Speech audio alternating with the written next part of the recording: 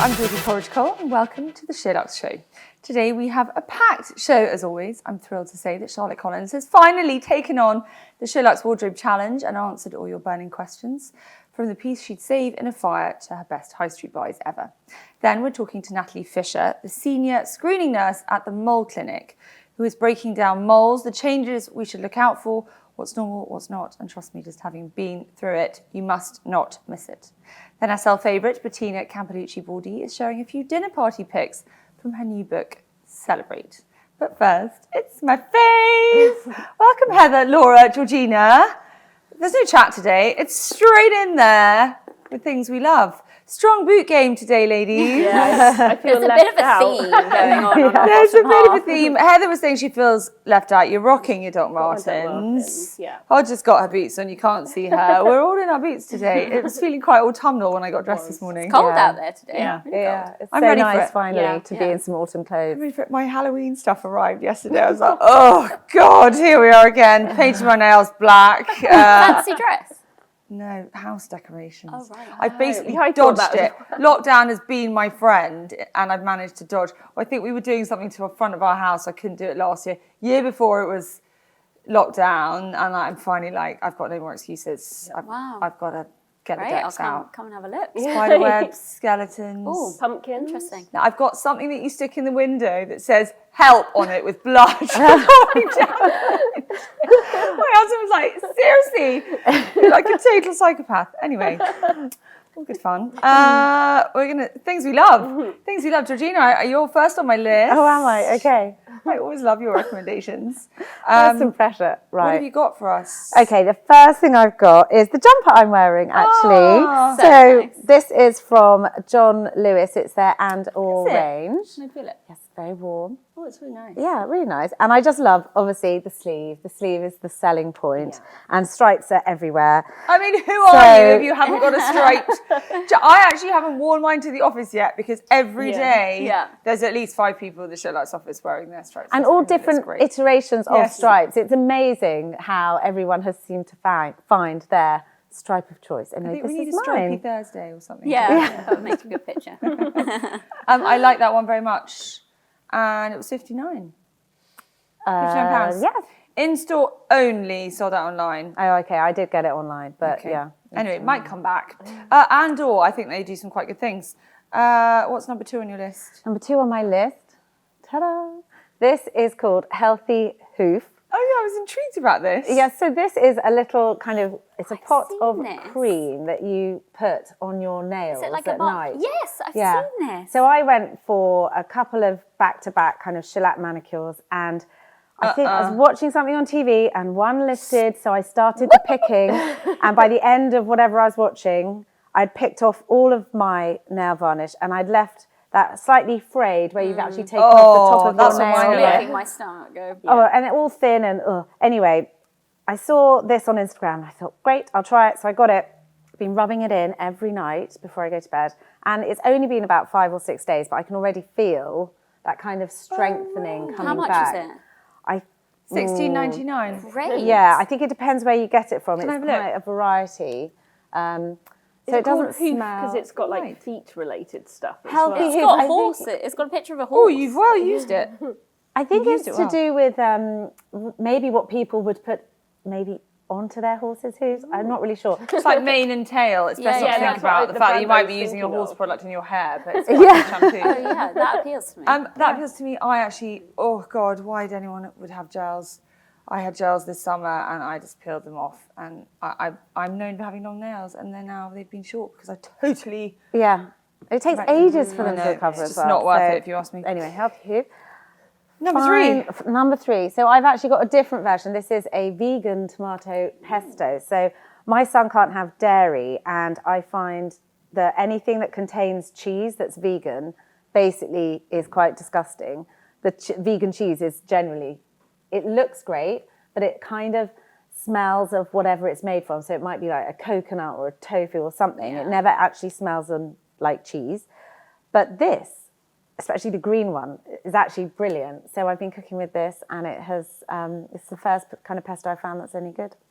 Cool. It's red. Can I have a look? This is the tomato version. okay. I couldn't find the... Is it open? Can I open it? It's not open, but you can open No, it. I won't open I do rate Sackler. I won't think open they do decent ones, like nice sort of flavour combinations. Yeah, and they've just extended their vegan range to lots of different flavours. But the original green one is really good. Could I ask why pesto isn't vegan? Because it has parmesan in it. Yeah, or pecorino.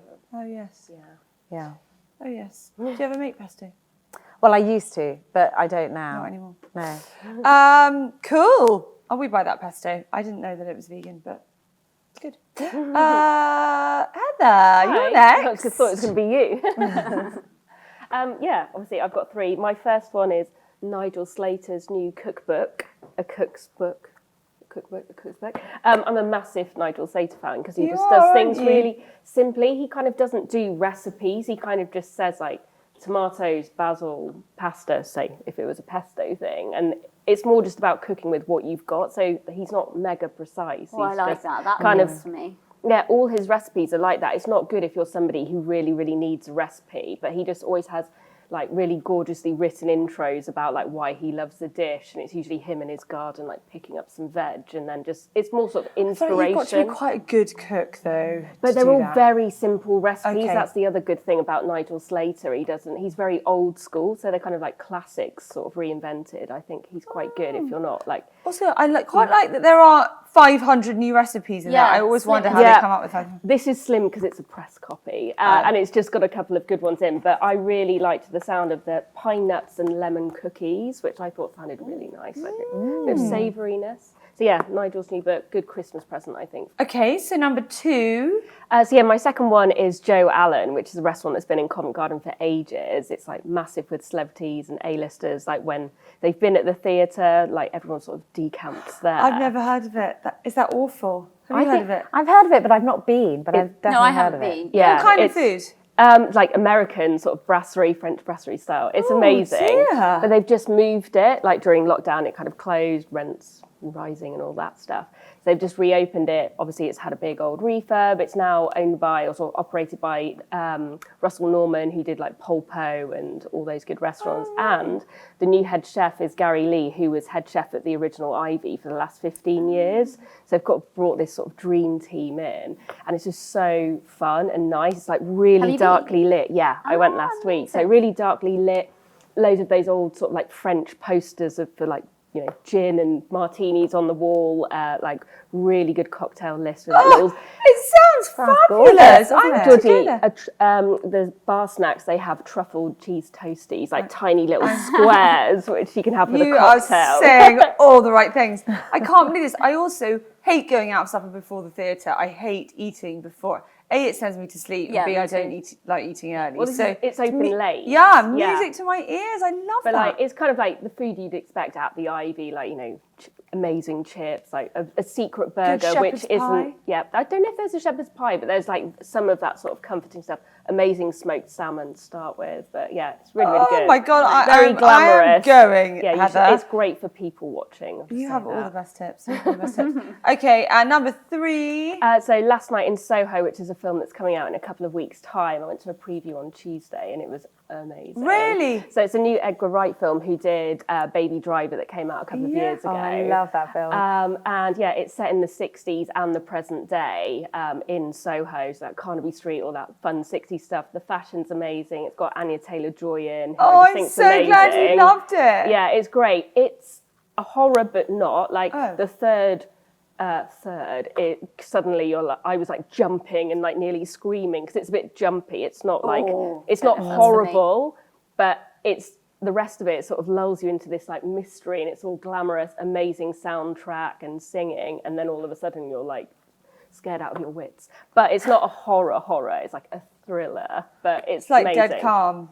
Do you know Dead Calm? Sleeping with the Enemy and Dead Calm. Do you Oh, remember Dead Calm, Nicole Kidman on that boat? God, I still have Probably nightmares about that. slightly more on the horror scale than that, but it's really, really worth watching. I'm writing a full review on it next week, so keep an eye out. But no, fabulous film. So yeah, I'm not very good at scary films, it's but I not do scary, really want to it's see that. jumpy. It's jumpy. Okay. It's very good. Thank you, Laura. Yeah. I literally think I've got my favourite three people to give their recommendations today. I'm not even joking. What are yours? So my first is quite different to your Halloween. I can see decorative pumpkins at Cox and Cox. They don't have signs that say hell. Well, but no, they're really sweet little ceramic pumpkins in like really soft, muted colours that just don't say hell. I like those And no spiders' webs or anything. It's kind of my kind of Halloween. They're really sweet if you're after a little bit of a Halloween accessory, but don't want to do what Georgie's doing. Yeah, that's only to the outside world. Inside, we ain't having any of that. Yeah, have some of these yes, on your please. kitchen surface. Love those. So that's number one. My second is I went a couple of weeks ago. I got up early and went to Covent Garden Flower Market, which I adore. Obviously, like the fresh flowers there are amazing. But then I went into their, I think it's called Lavenders of Covent Garden, which is where you can get faux flowers. And I really wanted quite a big bunch for my house. And I was putting it all together and I got to the till. I was like, it's going to be probably like 250 at least to pay for this because that's what think faux flowers how many called. bunches of flowers that is. Yeah, no, I know. Worth it. But I got to the till, £69. Wow. Yeah, Oh. definitely worth the trip. Are we having a picture of that on the screen? Don't know. I don't think so, but I can take one. Okay, well, I'd like to see one. Yeah, please. exactly. I'd seen the script last night and I knew you were going to talk about faux flowers. So I took a picture this morning, which is going to come up on the screen, of my dried hydrangeas. Oh, yeah. And I know you're a big fan of drying them, and I've got some other dried ones. But these ones in my kitchen right now have just dried out. And they are, my daughter's actually here today. They're pretty good, aren't they? I'm looking at her, she's over there. We were agreeing this morning how fabulous they look. They're in a big vase. Anyway, I hope you agree. Yeah, but there are certain ones, I'd love to know which ones it is, but some dry better than some others. the leaves really shrivel. Yeah. These ones, the leaves have dried Dried quite flat. perfectly. Yeah. And I think this time of year is a really good time to get them. When I was at Covent Garden Flower Market, which honestly is probably 3 weeks or a month ago, I did buy some fresh hydrangeas with like big green heads, and they are still as fresh today as they were 4 weeks ago. These They're were like green. incredible. Maybe it's the green. These were green. Really? And they've now gone like a sort of lighty brown. Yeah. That doesn't sound very nice. No, I've seen You them. see They the look picture. beautiful. They were green, so maybe green ones dry out better. Maybe they have thicker leaves. Don't know. If you know, let us know. Yeah, they're amazing. But I need to go to that. Yeah, it was But so good. I was just saying I need to do a. And I need to was do a trip back in there. time for the school run, so you can you've got to get there go and early, be home. haven't you? Like, it's Oh, amazing. Yeah. So worth it. So Yeah. worth it. Finally, some hoops. Yeah, so I've just bought the Dauphine Christie hoops, and they're just like they're a little hoop, but they're really twinkly and sparkly, and I love that they're just a simple, you could just wear basically what I'm wearing now, and just feel like you've made a little bit more effort for the evening. I've worn them loads, and I haven't had them very, very long. Oh, Yeah. okay. I need to see those. I think we're doing a collab with Dauphine, aren't we? We are. That's where I saw them when I was at the meeting.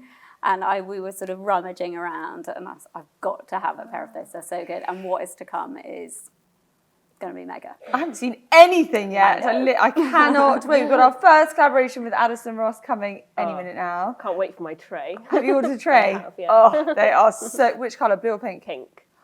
To go with my pink ceiling in It the is the living pink. room. It is the pink of all pinks. Okay, thank you, ladies. Well, mine. I struggled this week, but anyway, mine are. Laura, you've read this. I know it's been talked about on the podcast. I need to give you back your copy because the day you lent me your copy, a very sweet girlfriend posted me one. How nice is it when girls just do that kind of so thing? nice. And my sister-in-law gave me that book. Did she? Yeah, and it was just such a lovely gift because it's a gorgeous book. I love the colour of Yes. it. You know, it looks lovely out, doesn't I know, it? it's that mustard that everyone's painting their walls. Oh God, there's just so many words of wisdom. I don't know. I don't even know where to start. It's so good. So Laura good. said she listened to it on Audible and she's now got a hard copy because she needs to highlight it. I was like, really going, I'm highlighting the whole book. I mean, it's good, isn't it? It's so good. This is Anya Highmarsh's book, If in Doubt, Wash Your Hair. I was feeling a bit rubbish the other day. I went home, washed my hair, I felt $1 million. I mean, simple She speaks but sense. effective. She is like the wisest woman other than Georgina Blaskey that I know. Georgina Blaskey on the How to Talk to Your Children About Sex podcast was amazing. Everyone is waiting with bated breath to hear it. So that's my first one. My second is, I know everyone's talked about it, but I've just got to talk about Succession for a second. I mean, Kendall is just how is he such a twat? But just, I so want to watch him. Yeah. Like, he's such an knob. There's this one moment he says, it's like someone's killed someone. It's like OJ, you know, been killed. He's like, oh, have I? Yeah. I mean, I can't even do it, but it's just. It was brilliant. My husband and I were like grinning from ear to ear. That's we watched what I it in said two the day installments. after we were talking, weren't we? And I was just cackling the whole time. Like, they're so evil, but and I it's just so effing funny. hate them all, but love it so much. I mean, it's what we've all said. It's so good. Someone in the office the other day said they haven't watched any of it. I was like, what? That's me. Lots of I haven't people watched any of it. haven't, but you've got to. I know. I mean, enough. Charlotte and Heather were quite hard on the podcast, so sell. I must watch Okay, it. well, we won't repeat that. But anyway, my final thing is I keep getting DMs about what eyeshadow I'm wearing, which is obviously stronger than I think because I'm surprised anyone can see it on camera. Anyway, I keep being asked. I had a brilliant rhodial palette that was discontinued, which broke my heart. And then I was sent this by Terry last year, and it's so good. I've used there are 10 colours in here. I'm using 8 of them. Anyway, it's called the VIP Expert Palette. I checked. This is Paris Mon Amour. Anyway, bloody brilliant. I love What's your all the colours. favourite? The browns, but there's like a sort of reddy, it's a bit of... Charlotte Tilbury has one similar to that, Yeah. and her palette is nice. Anyway, it's probably quite expensive, but I keep being asked, so there it is. I'm loving it, I'm using it loads, and don't discontinue it, please, because it's quite upsetting when that happens. Anyway, that's it, ladies. Thank you so much. Next, SheerLuxe's newly appointed deputy editor, Charlotte Collins, filmed her wardrobe tour, and I hope you enjoy it as much as I did.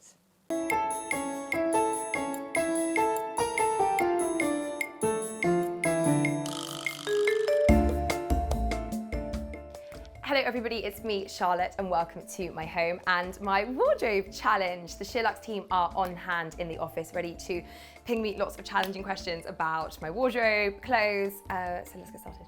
Okay, question number 1, this is an easy one.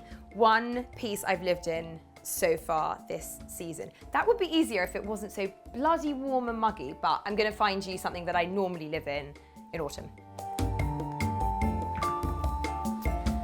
Okay, so this is a Joseph Shearling reversible jacket. I found it at there's a Joseph kind of sample shop, pop-up type thing that's always there on Westbourne Grove, and I got it a couple of seasons ago. It was an unbelievable discount. If you know me, you know I like really oversized pieces, and this is just the perfect cozy kind of cardigan jacket, extra layering piece. I live in that in autumn. There's actually something else that I'm gonna go and get that I'm living in right now too. Okay, so the other thing that I'm living in right now are Paris, Texas boots. I'm gonna show you the cream ones first. These were not the most practical purchase. They are very hard to walk in and they're not very comfortable. I get a lot of questions asking me if you can walk in them. No, you can't walk in them, but they look so good. These are the ultimate dinner boots. They look amazing with midi skirts, with dresses. I've got some leather culottes on the way as well that I'm excited to wear these with. So that's those. And then I bought a much more sensible pair from Matches. These are Paris, Texas as well. They're like a buttery soft leather. Hodge has these. She claimed they were super comfortable. I didn't believe her, but she was right. She was right. They're so comfy. You can walk everywhere in them. So I'm thrilled with those. They slouch really nicely on the leg. And I'm wearing them loads. Next question. The 3 best high street pieces I own. I don't buy loads on the high street. I'm trying to be very careful and considered with my high street purchases, but there are a few things that I actually will never get rid of. I'll show you what they are.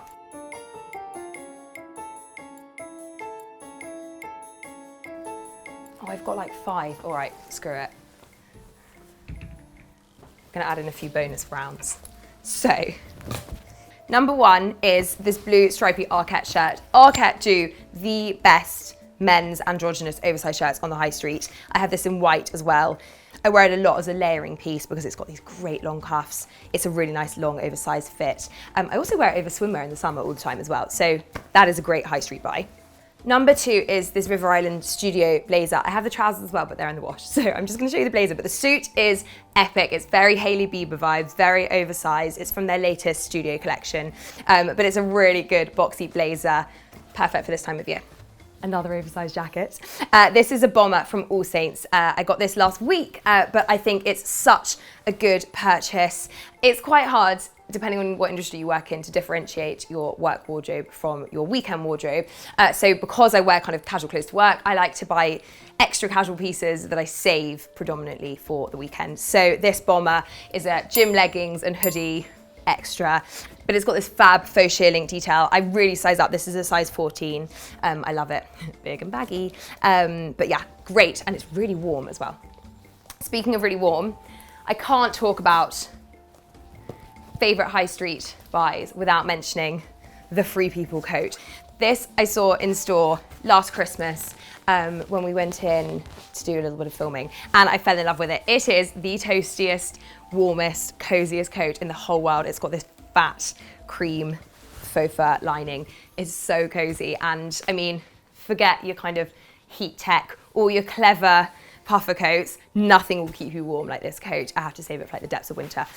So it's a slightly higher high street price point, but I love it so much. The oldest piece in my wardrobe.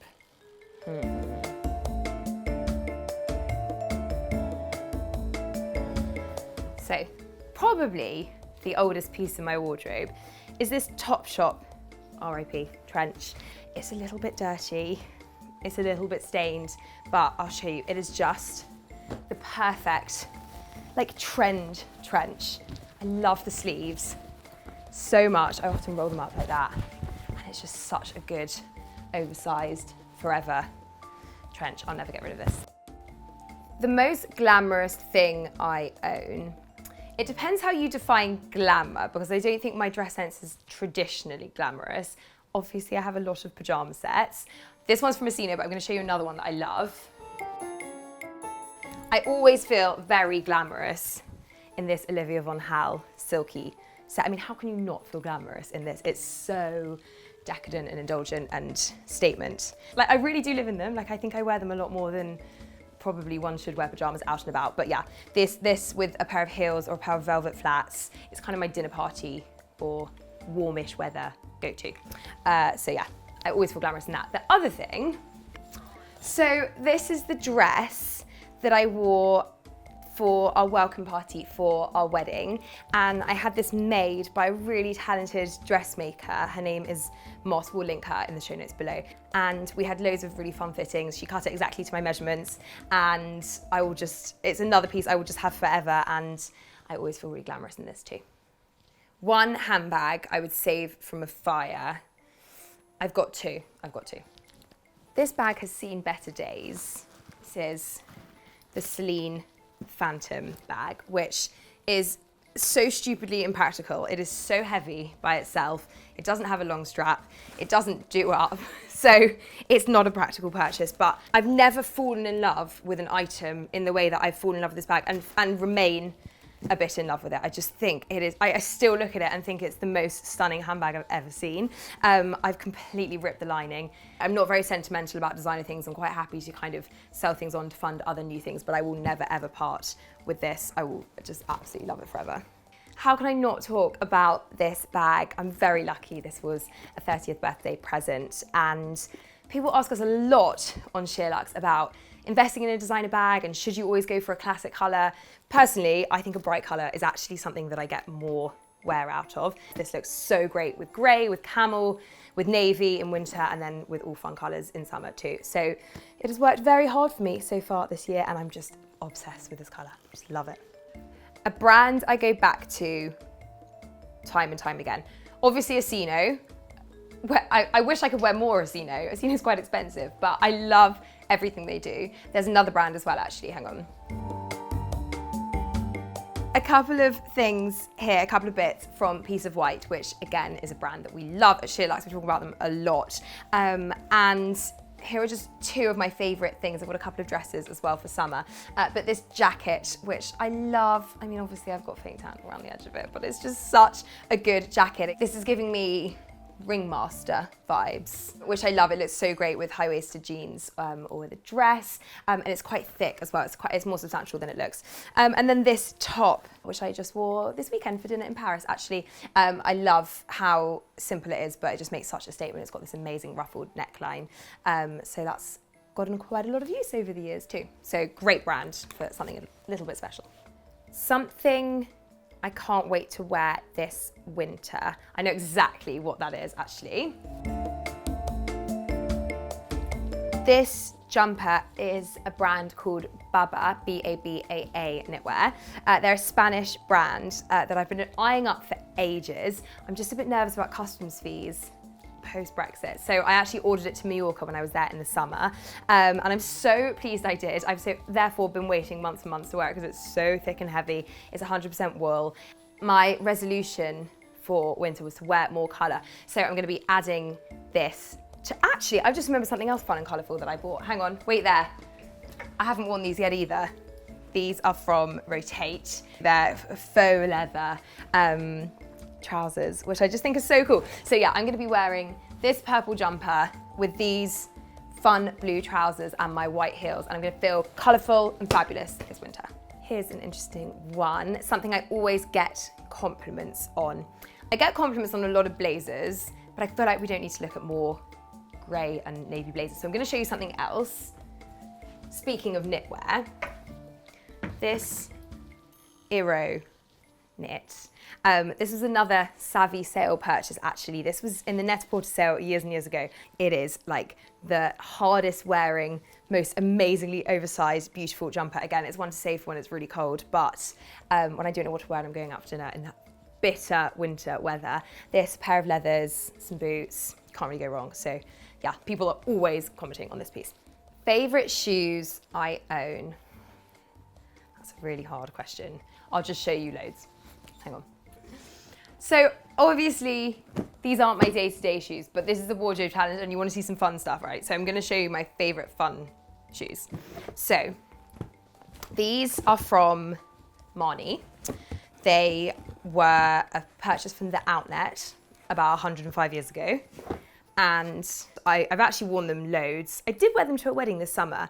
But yeah, they're not bang on trend right now, but I'm telling you, their time will come again. I'll never part with these because I just think they're stunning. I also have these, which I just love. I think they're so much fun. Maybe I like a fun shoe, you know. These are from Cult Gaia, and they're known for their kind of quirky pieces that sort of don't look like what they are. So bags that look like something else and shoes that look like something else as well. They really pioneered the whole quirky heel trend. I've actually worn these a surprising amount. Do you know what? I said that I wasn't that sentimental, but actually I've realized that I would keep so much of this stuff forever. These velvet flats are from Marc by Marc Jacobs. I think I bought these when I was like 16, 17. They are still in such pristine condition because there's only about 3 days in the year when I can wear these because it has to be not too cold, not raining, and not hot. So yeah, they don't get much wear, but again, they are such a good dinner party shoe when you don't really know what to wear. Oversized shirt, pair of skinny leathers, and these. And I mean, everyone needs a fabulous smoking shoe in their wardrobe. One piece I'll keep forever. That's actually quite easy. I said before that I wasn't very sentimental about clothes, but there are a few pieces in my wardrobe that I will keep forever, and this Joseph Shearling coat is one of them. My mum actually has the same one. We twin in it sometimes by accident, which proves just what a great coat it is because it's completely ageless, it's completely timeless. That's how I know I'll have it forever. It's also reversible, which is why Joseph coats are so good because you obviously get more bang for your buck. It's just such a classic, such an investment. So this is going nowhere anytime soon. You cannot help but just feel so good in that. Thank you so much for watching. I hope you enjoyed it. We will link everything that's available now in the show notes below, and stay tuned for lots more wardrobe challenges coming your way soon.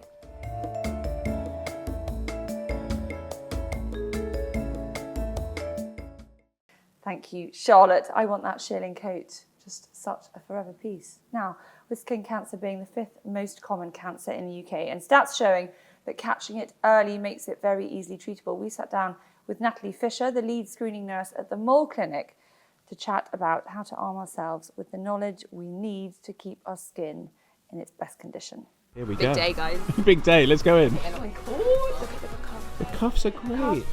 Charlotte, what are you wearing now? Really comfy. Black turtleneck. Feel how soft that is. Stretchy. Oh, I love that, yeah.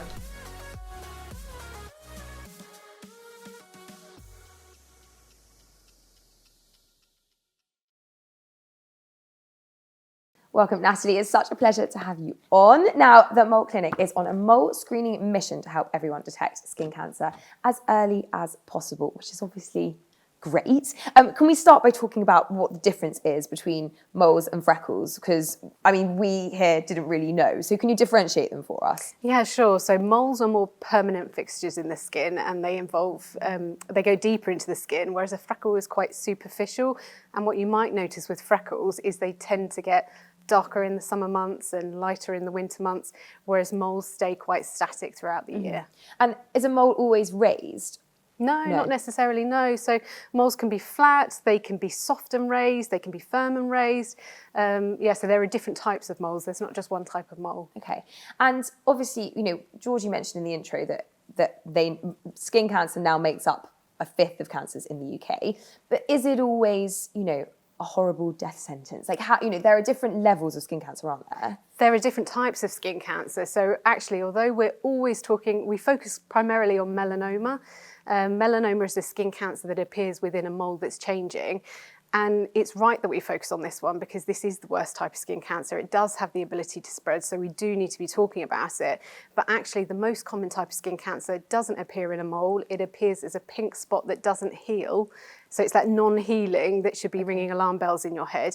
And actually, that type of skin cancer, the most common type of skin cancer, doesn't affect your life in any way. It doesn't spread. It doesn't kill you. Yeah. It just needs to be treated so that it doesn't continue to grow. Okay, got you. So we're going to talk a little bit about what to look out for and how to know if a mole might be cancerous, when to get it checked. But first of all, let's talk about kind of preventative measures and also just knowing what makes you susceptible to them. So I've got a long list here of things that might, cause cancer or you know, cause your moles to be worthy of a checkup. So what are those things? What makes you more susceptible? Yeah, so there are numerous different things. So primarily we look at your skin type. So if you're very fair, very freckly, ginger hair, blue eyes, somebody that burns very easily, so we call that skin type 1.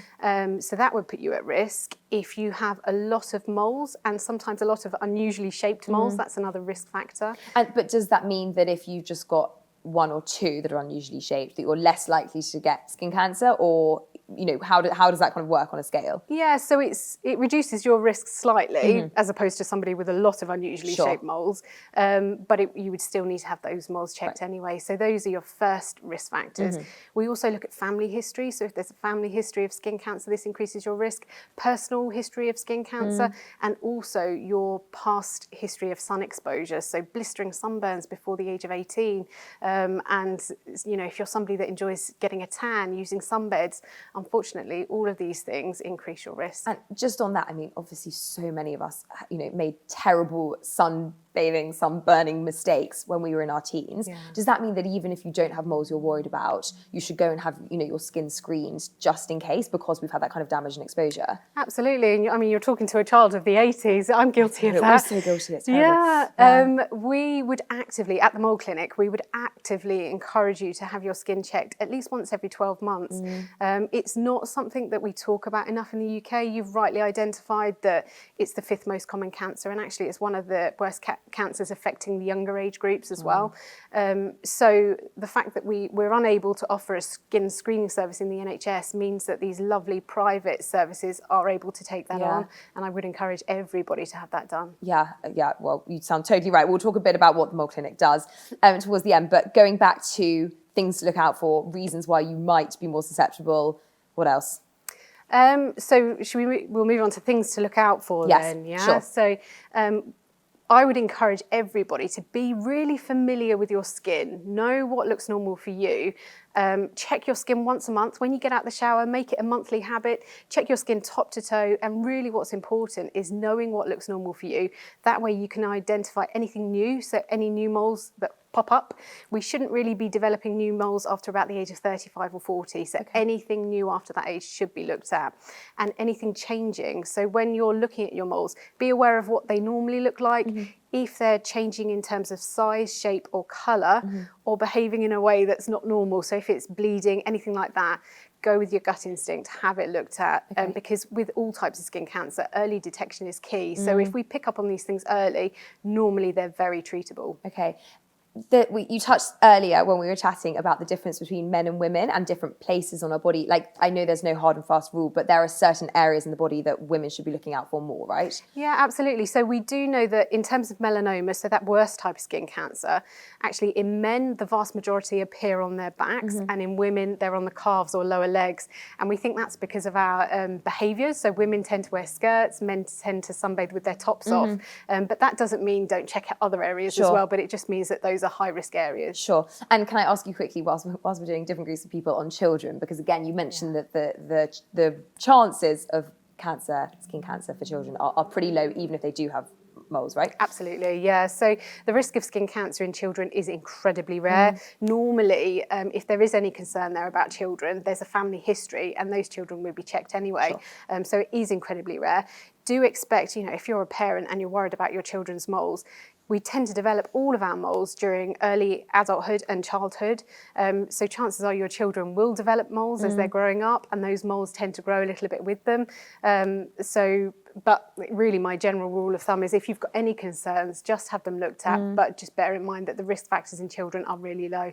The most important thing as a parent actually is just to make sure that you're protecting them against that UV exposure. So be really hot as a parent, hot on using that sunscreen. We say step it up to a factor 50 because most of us aren't applying enough sunscreen, and if we're not, then we're massively watering down that SPF number. So lots of sunscreen on those children. Okay. And are there things that we can do as adults, I'm thinking of sunscreen, to almost reverse, if you don't have kind of nasty moles and you're not too concerned about anything in particular, but you have had lots of sun exposure, is there anything we can do now we're grown-ups to sort of be a bit more preventative or try and kind of safeguard ourselves for the future? Absolutely. I think it's good that, if you're personally aware that you've had that history of sun exposure and that you've programmed those annual checks, but it's never too late to get in good habits. So do start wearing that sunscreen. In the winter months, I say minimum of a factor 30, step it up to a 50 in the summer months. And like I mentioned earlier, just make sure you're applying enough of it.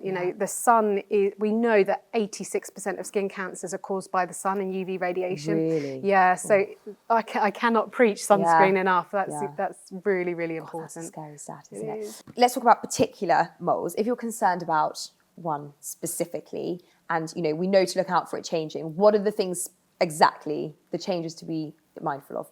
So firstly, we say size, shape and colour, but what we do have is a really nice tool. It's a great systematic way of checking your moles, and we call it the A to E tool. So when we talk about A, we're talking about asymmetry. If you divide that mole in half and it's not symmetrical, it should be looked at. B is for border. So we like the borders of a mole to be like the perfect circle. If it has notches in it, if it looks like a mouse has nibbled away at the corners, then that mole should be looked at. C is for colour. It should be all one colour. If there's multiple colours within that mole, again, it should be looked at. And D is for diameter, if it's bigger than 6 or 7 millimetres in diameter. So think of the end of a pencil eraser, actually. That's a good measurement guide. And then E for evolution. Is this mole changing? Is it growing? You should know what that mole looks like normally, and if it's changing, have it looked at. And I assume, you can always take photos yourself, can't you? And go Absolutely, back and refer. yeah. Because sometimes if you're looking at a mole day in, day out, you start doubting yourself. And you start thinking, is this changing or is it just me? Best thing to do, get a little ruler, pop it next to that mole, take quite a crude picture on your smartphone, and then compare it a few weeks later, and then you know for sure if it's changing or not. Okay, let's talk about the mole clinic, about screening. So as you mentioned before, it's not a service that's available on the NHS, but it's not hugely expensive, is it? No, so at the mole clinic for £145, you can have an appointment with one of the specialist nurses there. We screen you top to toe. We look at every single mole. And if there are any that we're concerned about or any that we think needs the opinion of a doctor, we will image those moles. We take very high quality images under magnification, and those are sent off for an opinion actually, and we can fast track if anything needs treatment. Okay, that's amazing. And there are mold clinics popping up all over the country, aren't there? Absolutely, yeah. So we have in the past only had mold clinics in London, but we're actually popping up nationwide. So we'll have them in, we've already got some in Scotland, right the way, all around the country. Yeah, so definitely come. So there's find no us. excuses. Exactly basically. that, And, exactly. obviously a total shame that we can't get it on the NHS, but health is wealth, isn't it? So Absolutely. worth investing in. It is, absolutely, Charlotte. Right, Natalie, thank you so much. That was Thank you. fascinating. God, we all have a lot of work to do when it comes to skincare, don't we? Thank you for all the important information. Please do go and get them checked, ladies. All information about the Mole Clinic will be linked in the show notes below.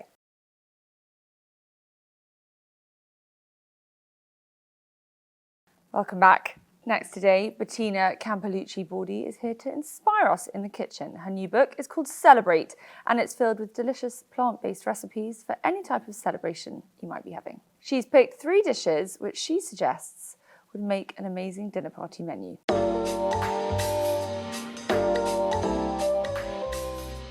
Hi guys, I am so excited to be here at SheerLuxe today, showcasing 3 of my favorite recipes from my new cookbook called Celebrate. My name is Bettina Campolucci Bordi from Bettina's Kitchen, and I'm going to show you how easy it is to host a dinner at your place.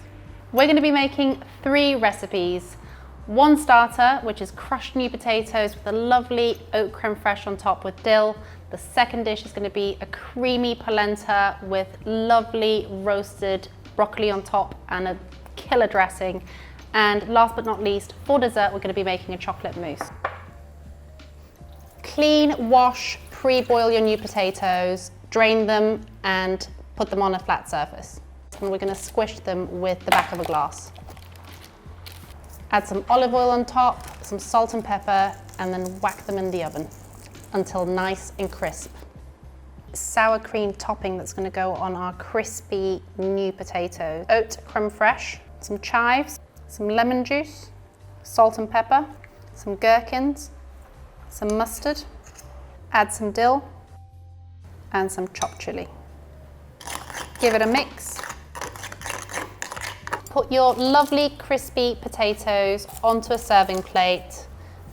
Generously dollop some of the oat creme fraiche, top off with a dill sprig and some spring onions.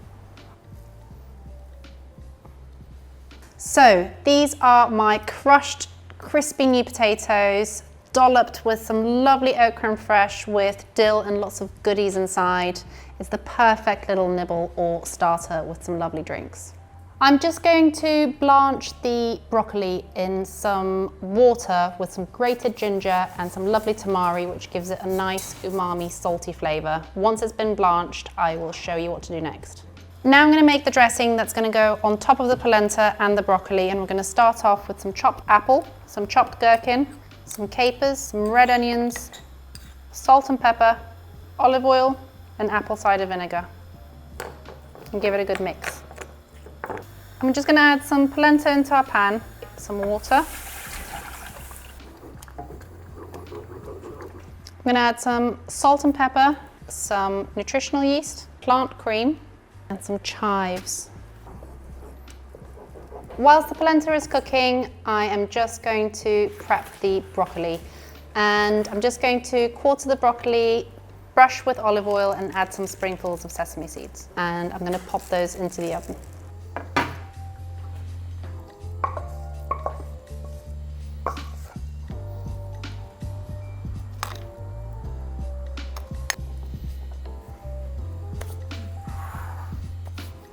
And now we're going to move on to the chocolate mousse, which is really, really easy and simple to do. And let me show you. Got some coconut cream, some maple syrup going in, some peanut butter, or any nut butter, some cacao, and some amaretto, and some orange zest. Give it a good whisk.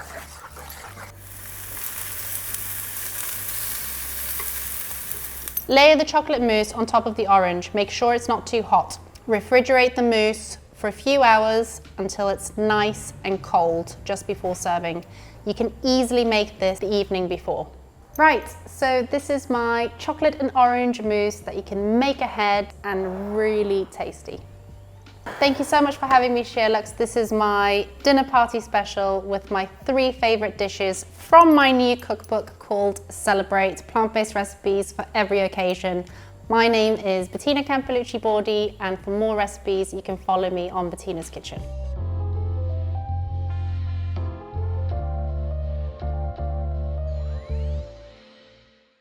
So that's it for today. Thank you so much, Bettina and Natalie, and of course Charlotte, Heather, Georgina, and Laura. On the next show, we have investment fashion, plus a day in the life of SheerLuxe's wellness editor, Tor West. I hope you'll join us. In the meantime, we would love it if you would give us a comment below, a thumbs up, and please, please subscribe if you haven't yet. Have a wonderful day wherever you are. Bye-bye.